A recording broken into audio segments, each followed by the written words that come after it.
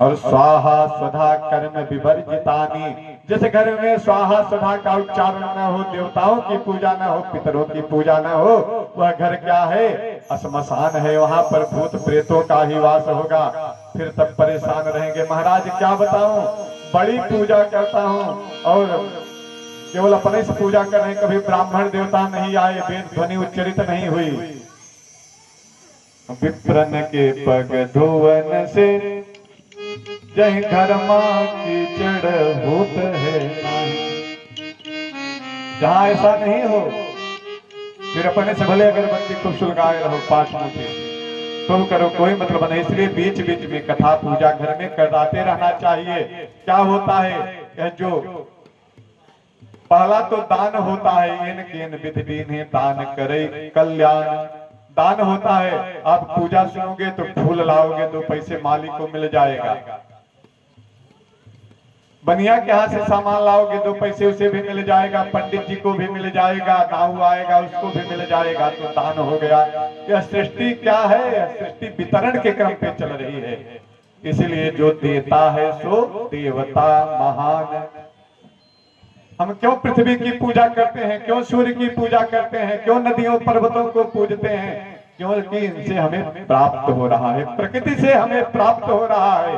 तो जो देता है सो देवता महान। जिनमें दान की प्रवृत्ति होती है, वही उन्हीं का नाम यश गुण बढ़ता है। इसीलिए हम इनको पूजते हैं। तो दान की व्यवस्था पर, वितरण की व्यवस्था पर यह सृष्टि चल रही है।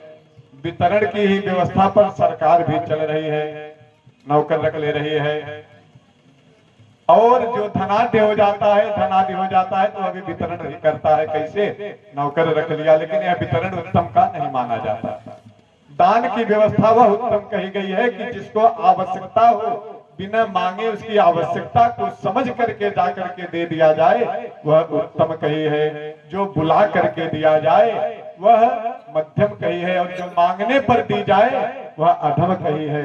एक बात और ध्यान से सुनिएगा, यह जो पंडित जी लोग माला जपते हैं, पाठ करते हैं, और उसके बदले आप जो दक्षिणा देते हो, यह दान नहीं होता। यह दान नहीं होता, यह उनका पारिश्रमिक होता है। इसलिए संकल्प में बोला जाता है कि पारिश्रमिक स्वरूप, यह दान नहीं होता। दान कौन होता है? जो पूजा के समय ब्राह्मण पूजन किया जाता है, जो आप 2, 4, 10 रुपए जो दे रहे हैं पूजा करके, वह दान की श्रेणी में आता है। बाकी तो वह परिश्रम दिया जाता है।